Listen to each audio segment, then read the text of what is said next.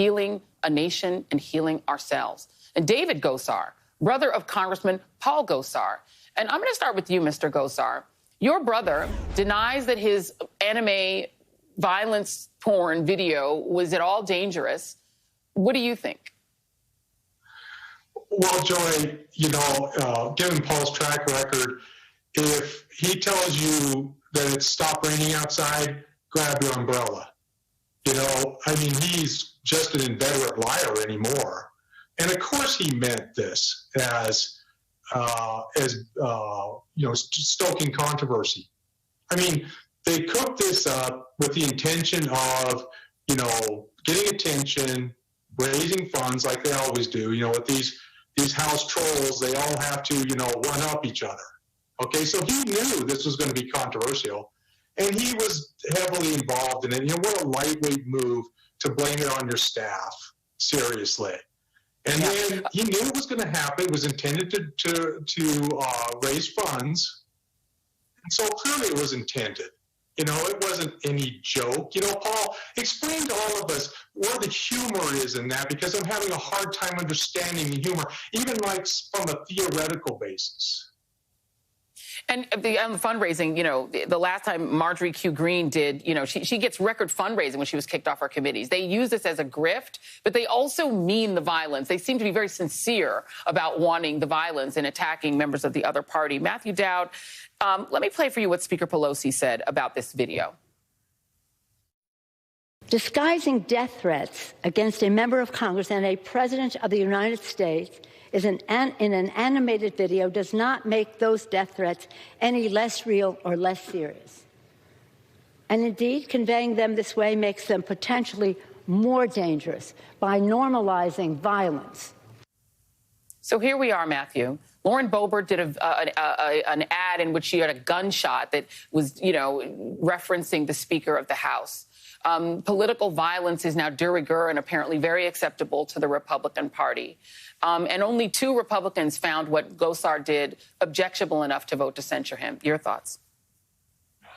Well, we have a long history, Joy, of knowing that threats of violence and words of violence result in violence. We have a history of it in our country. It happened to African Americans long before violence was committed on them. They got violent words at them. Asian Americans, same thing happened. Gay Americans, Muslim Americans, Jewish Americans, all of it is preceded by words of violence. And I think that's where we are today. I was a subject of, and I'm still the subject of death threats. I was a subject of death threats at ABC directly related to Donald Trump's speech in this. I was at a campaign event a month ago where a guy came with a Glock handgun screaming about a stolen election, screaming about that in the midst of this. We know it. My issue today is, and I'm glad they did the censure vote, is that there's supposed to be a line between right and wrong, between robust rhetoric and encouraging violence.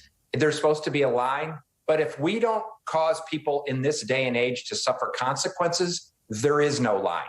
And I apply that to everything. I apply that to Gosar. I apply that to Donald Trump. I apply that to January 6th. If consequences are not suffered by those who do it, then we might as well say there is no line because it's totally allowed in this moment in time. And I think that's the problem. We know what happens. We know what happens when people speak like this. And when there's no guardrails from the Republican Party, zero guardrails, zero condemnation, zero ability to say you can't do that, don't do that, then the fringe elements of people in this society are free to do, they feel, are free to do whatever they want to whomever they want. Yeah. And as a reminder, we live in a country where multiple presidents were assassinated, where President John F. Kennedy, the kind of vile rhetoric, putting him on wanted posters, this kind of rhetoric against political leaders has resulted in real death of political leaders. We used to have duels. He wanted to mention Alexander Hamilton. We used to have duels in this country where people settled their supposed political and personal disputes through violence. I know I'm having some issue with David's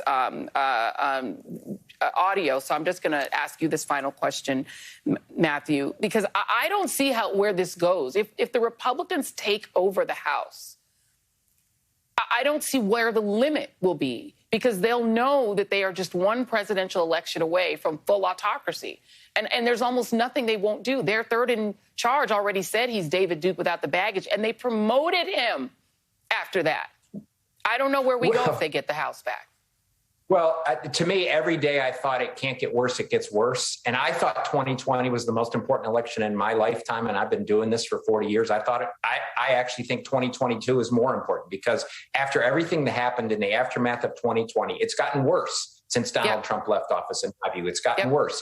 If they get away and take power in that, after all of that, it's only going to be extended further and further and further. The Republican Party today is a failed political party in a democratic country. It is a failed political party. It no longer is interested in governing. It's no longer interested in policy for the sake of bringing people together or solving our problems. It has no interest in that. It is an aggrieved party that all they're worried about is trying to cancel the idea that they do not want us to be a multicultural, multi-diverse country. They don't want it. They don't want it. And there's a name for what they are doing now, and it is called fascism. We need to not be afraid to say it. Matthew Dowd, Dave Gosar, thank you both very much. All right, up next on The Readout, as we wait for a verdict in the Kyle Rittenhouse murder trial, the man who shot and killed Ahmaud Arbery takes the stand in Georgia. And Senator